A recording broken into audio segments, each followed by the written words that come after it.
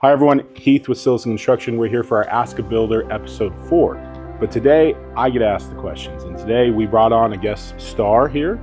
Guest star is Todd with Juxtaposition Hardwoods. So Todd does a lot of the work on our projects. Over the course of more than a decade, I'd say we worked with Todd. We wanted to bring Todd on to ask him some specific questions to hardwood flooring so that you as homeowners can be informed about some of the processes that we face. Todd, thanks for coming on. Why don't you tell us a little bit about yourself? So what, you're a second generation hardwood floor? Yep, I started doing hardwood floors with my dad when I was about 10 and just stuck. Yeah. Couldn't get out of it. That's great. And so how many years of experience do you have in hardwood then? So going back to that point, I would say, between 35, 37 years. And you're still doing it. Still doing it. I mean, that's impressive. What's one of the biggest projects you've ever done? Now, I work on a lot of custom homes. Probably my favorite project that I ever worked on was for Aaron Gordon. Oh, sweet. His gymnasium, his little half-court gymnasium there gets a lot of attention in the media. I got to work on from start to finish on that project. Yeah. There's a residential side to it that we did as well, but yeah, that basketball court is probably one of my favorites. So not just floors inside a house, like also floors that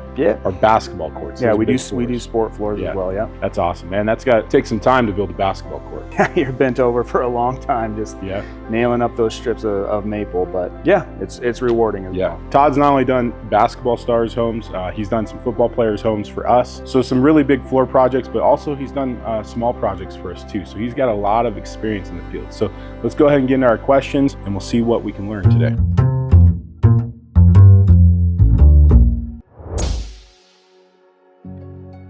So first question, what is the biggest mistake that you see contractors make or wood floor installers make when installing hardwood floors? I would say first and foremost, the biggest mistake that contractors make is rushing the process, and they don't let the wood acclimate to the project, to the house that we're putting it into. And so what that can create is the floor moving more than it should. What does acclimation mean? What was that? So acclimation, wood is a natural product, so it takes on and releases moisture. Yeah. And so some houses have more humidity than others. So it's critical to acclimate the wood to that specific project. Yeah, and what happens if you don't acclimate a floor? Well, in Colorado, especially since we have more of an arid climate, like the wood flooring can come from a mill, say it comes from a mill in Ohio. Yeah. That's a much more humid place than Colorado. If we start installing that wood too soon, it'll still move, it'll still shrink. And so you'll end up with a lot of gaps in the floor. Yeah, so we've seen it. You walk in, you see hardwood floor that's shrunk down, you have little gaps everywhere. So that's definitely important. All right, so can you walk us through the differences between solid hardwood and engineered hardwood? So solid hardwood is typically 3/4 of an inch thick. Okay. Has a sanding surface of about 1/4 of an inch. So it's 3/4 solid hardwood all the way through. Tongue and groove goes together. Engineered is similar, but it's a plywood core and bottom with typically preferably I should say, a 4mm wear layer. I got a bonus question on that point. What's your favorite, engineered or regular hardwood? It just depends on the application. So like if you wanted to go with a really wide plank, I would prefer an engineered product. Simply from a stability standpoint, it's not gonna move, the entire plank isn't gonna move quite as much as a solid plank would. All right, I've seen with working through projects over a decade with you, a lot of different trends in hardwood. What would you say is the current trend that you're seeing in hardwood? A lot of people are going with a really light, natural color. Yeah. Over the last 2 to 3 years, I would say that's probably the most common trend we end up doing. It's interesting because those type of sealers and finishes have just recently been developed within the last 5 to 6 years to where we can really make the wood look as natural as possible. So it's a very light tone. You can hardly tell there's finish on there, and a matte sheen has been really popular. Yeah, we've done a lot of that. So we've used like Bona Invisible. Yeah, the Loba Invisible 2K, and that's a great product because it's an ultra matte. It's a 2-component finish, so it actually is good for commercial and residential application. Yeah, I like the way it looks. You go back to a floor that's traditionally done oil-based finish and kind of turns golden over time, but you go with like that real clear matte finish, it looks awesome. What about like layout flooring? What are you seeing any trends in like layouts? Are people going to like a herringbone, doing that in different areas? We do some herringbone once in a while. We finished a project last year. It was a really big renovation project down in historic like Cherry Creek area, and we ended up doing a 4-inch white oak herringbone pattern throughout the whole house. Those are kind of tricky and they get really spendy, so I wouldn't call it a trend. Yeah, so it's because more a luxury. Yeah, it's a luxury type of thing. But yeah, typically, going back to the question of trends, people really like a mid-sized plank of floor. They don't like going too wide. They don't like going too narrow. So 4 to 5 inches is typically what we're seeing.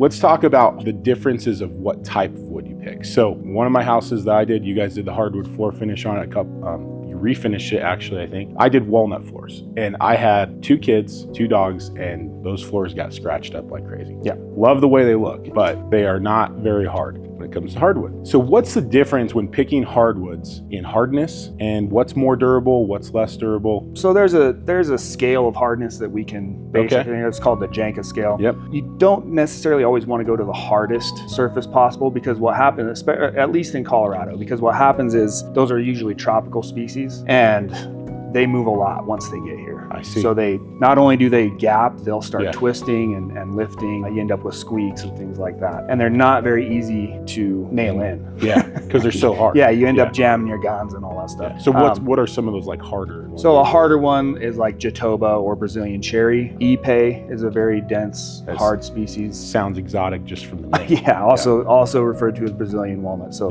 I've done a lot of those types of floors. The other thing with those floors is they're sort of like American walnut. They have a very specific look that it's difficult to change. So like Brazilian cherry is a very, very deep red, like a wine color. And unless you go darker with stain, it's hard to get away from that. It's a very specific look to the decor that you can't change. Yeah. But when it comes to the most common, oak is obviously, I mean, you can go all the way back to houses that we restore from the 1920s, still have early 1900s, and they have oak floors. Yeah. Part of the reason for that is they offer a unique stability. Even though they are going to still move a little bit, the movement shows a little bit less. Okay. They're kind of just above center on that Janka scale as far as hardness and durability. Yeah, so like you got, was it like Ipe? Ipe, yeah. Ipe. I've said that wrong for my entire career. I've heard it. Ipe. It might be Ipe. I don't know. Yeah, Ipe. I've always said Ipe. So you got Ipe, you got Brazilian cherry, and then you got like oak, and then walnut is probably a little softer. Walnut's softer. So walnut is still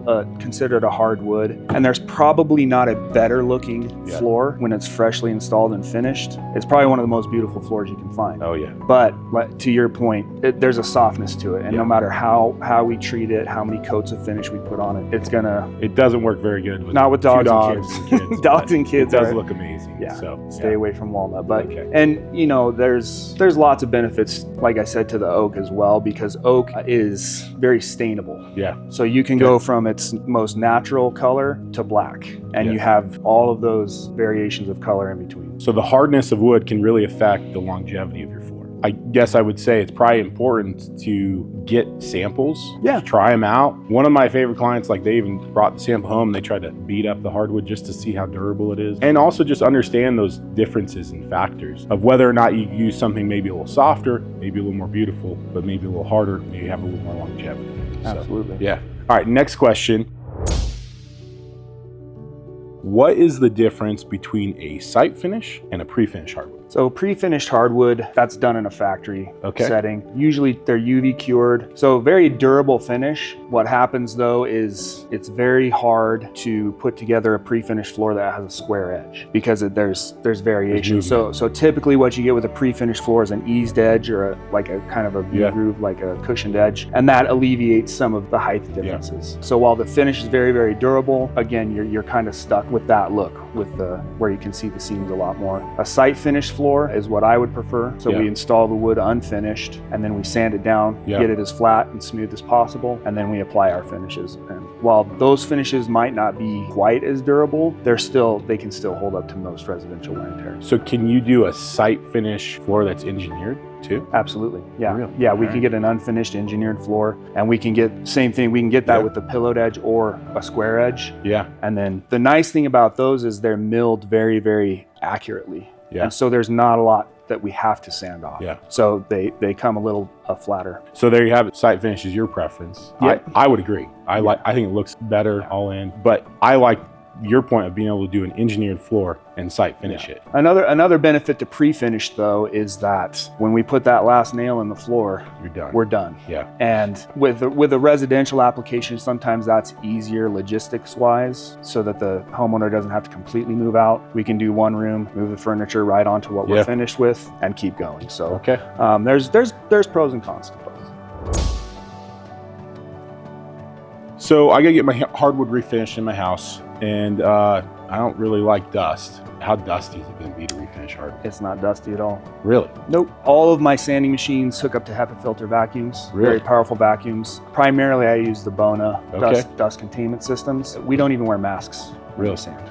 When I was a kid coming up, they didn't have that technology. Yeah. Then it was a thing. We had to plastic off all the cabinets and doorways and tape all the cabinet doors off and all that stuff. It's a very fine dust that we create. All of my dust is contained into a canister. So into a vacuum. So HEPA filter, vacuum, dustless equipment. Probably expensive equipment. Sure. But probably makes a big difference. Well, but it makes a difference. It adds to the longevity of my sanding machines. Yeah. It adds to the longevity of my life, Yeah. to the homeowner's cleanliness.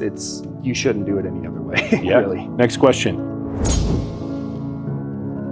Do you prefer glue down, staple down, or like a floating floor? That's an excellent question because it depends on the floor. Okay. So if we're going over, say, a concrete slab, we want to make sure we mitigate any type of moisture coming up and affecting the hardwood, because concrete holds moisture a lot longer than wood does. Yeah. So we would do a priming application and we would glue the floor down. Now in those applications, sometimes over concrete, we can do a floating floor, but those are typically more of like a laminate or LVP type of product. I will say, according to the NWFA, that's the National Wood Flooring Association, anything 5 inches or wider needs to have some sort of glue assist to the nailing. So you make glue and staple those. Right. Yeah. Yeah. If we can't staple, if we're going over a plywood substrate or sleepers in a gypcrete situation for in-floor heating. Yeah. I take it a step further here in Colorado just to help with movement, and because the adhesives we use are designed specifically for hardwood flooring, there's an elasticity to them that allows the wood to still take on moisture and release it. So the floor is still going to move a little bit, but it just provides a very, very solid stability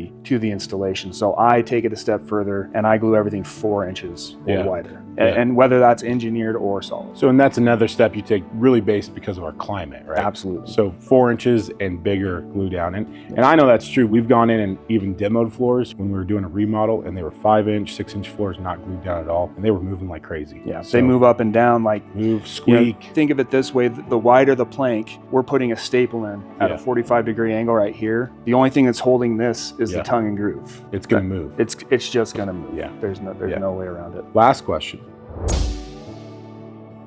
You've got our hardwood installed. Is there anything that you'd recommend to homeowners for making their floors last a long time or maintaining their floors? For sure. We're all about preventative maintenance, right? And so the best thing any homeowner can do to add to the longevity of their floors is to keep it clean. Now that doesn't necessarily mean mopping it. Loose dirt is actually what causes scratches and breaks finish down. And so keeping a dust mop on hand, or like I use one of the little Dyson vacuums at my house. You just have to keep the dirt off of the floor. Another service we provide is a deep cleaning process. We have a machine, it's called the Bona scrubber. Okay. And so it has a solution tank and an extraction reservoir. So it has rolling brushes and it cleans deep into the grain without harming the finish. Yeah. But it extracts the solution off the floor immediately, so you don't have overexposure to moisture. In addition to that, do floors need to be refinished or add another maintenance coat every now and then? Sure. Inevitably, you're going to get some scratching on your floors, right?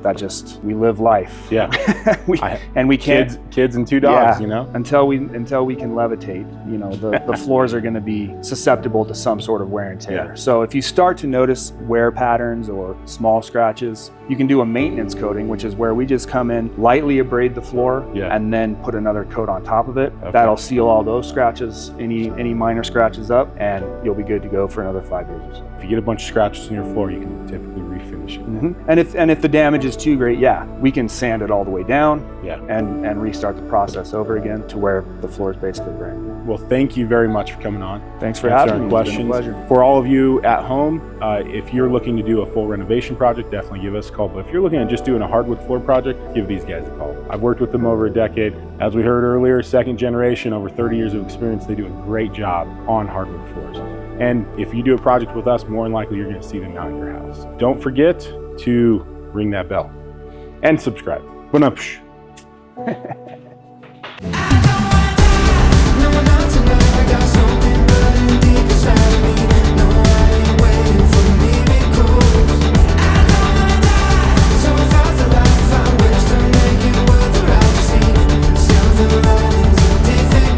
Did you say the thing is called a scrubber?